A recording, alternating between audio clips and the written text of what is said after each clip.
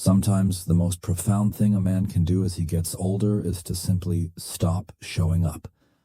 It's not a midlife crisis, and it isn't a sign of depression.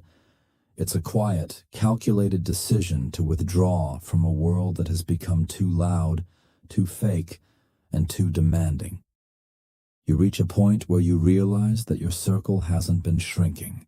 It's been being filtered. You've stopped entertaining people who don't bring peace to your table, and you've stopped explaining yourself to those who aren't committed to understanding you. This is the brutal reason why men over 60 are walking away from everyone, and it's a truth that most people aren't ready to hear. Society tells us that being alone is a failure.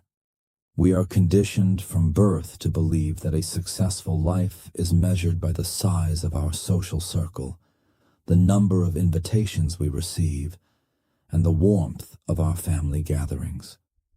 But for many of us, as the decades pile up, those gatherings start to feel like performances.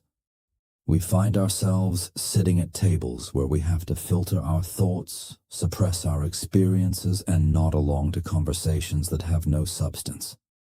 We realize that we've spent 40 years being a pillar for people who wouldn't even hold a flashlight for us in the dark. And suddenly, the weight of those expectations becomes heavier than the comfort they provide.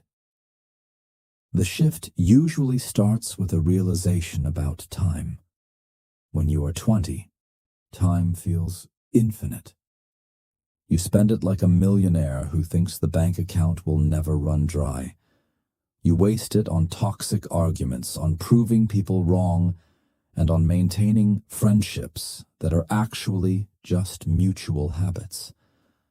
But when you cross that 60-year mark, you start to see the bottom of the hourglass. You realize that every hour spent on someone else's drama is an hour stolen from your own peace. You stop asking, why is this person acting this way? And start asking, why am I still standing here watching them do it? That is the moment the walking away begins. It's a form of radical honesty. In the United States, we live in a culture of busyness and constant connection. We are expected to be reachable, social, and involved until the day we die. But a man who has seen enough of the world knows that most of that involvement is just noise. He looks at his phone and realizes that 90% of the contacts in there are people who only call when they need a favor, a piece of advice, or a shoulder to cry on. He realizes that he has become a utility rather than a person. When he stops providing that utility, he sees how quickly those people disappear. Instead of being hurt by it, he feels a strange, cold sense of relief. He thinks, good, now I know exactly where I stand. This isn't about being a hermit or hating humanity. It's about the curated life. It's about deciding that if a relationship isn't adding depth, meaning, or genuine joy to your life, it no longer has a right to your time. This includes family too. That's the hardest part for people to understand. We are told that blood is thicker than water. But many men over 60 have discovered that blood can also be more draining than any stranger. They walk away from family members who bring nothing but chaos, judgment, or old resentments into their living rooms.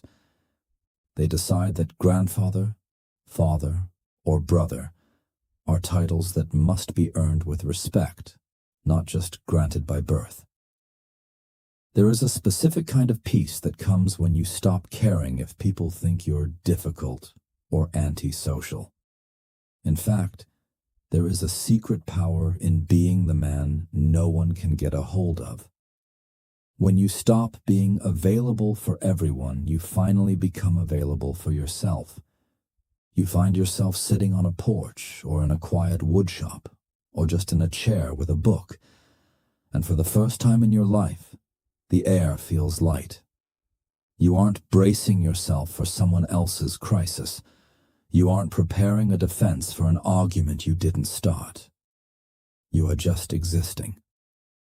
For many American men who spent their lives providing, protecting, and fixing things for others, this is the first time they have ever truly been free. The psychology behind this is simple. We have finally discovered that solitude is not the same as loneliness. Loneliness is a hole in the heart.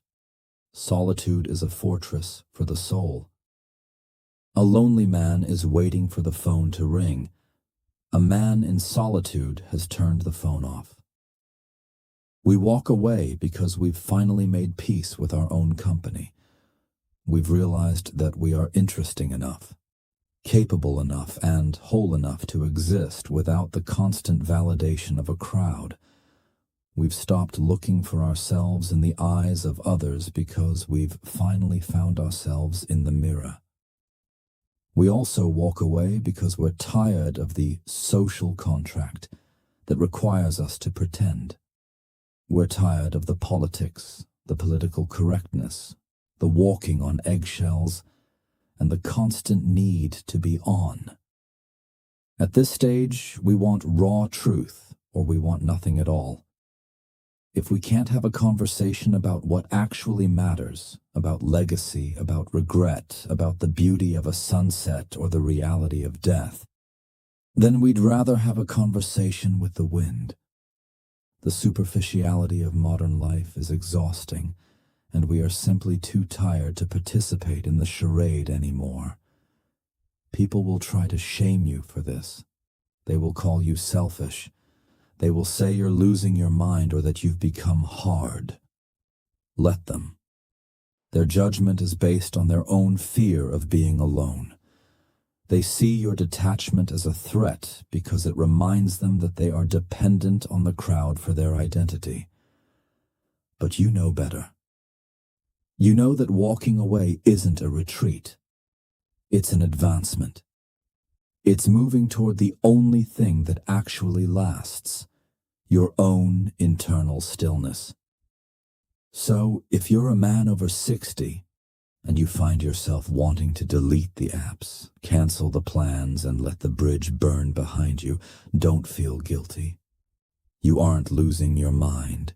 You're finding your soul.